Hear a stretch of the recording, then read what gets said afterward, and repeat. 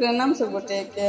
हाँ, मंजू मिश्रा आइ अहाँ सबके बीच जितिया पाबनि से संबंधित जानकारी लऽ कऽ उपस्थित छी।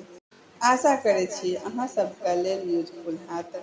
तऽ चलू सब गोटा सुनै जाओ। वैसे पहिने जे सब हमरा चैनल पर नया छी तिनका सबसे नम्र निवेदन अछि जे अहिना पाबनि तिहार से संबंधित और पारंपरिक गीत नाद सुनै के लेल हमर चैनल के सब्सक्राइब जरूर कऽ लेब।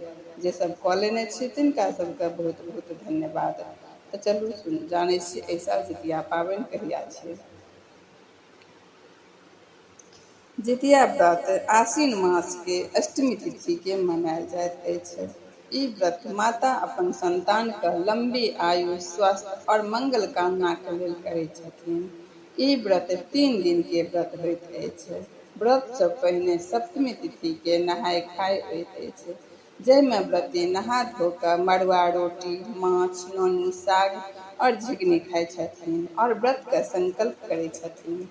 और अष्टमी तिथि का निर्जला व्रत राखै छथिन और पूजा अर्चना करै छथिन।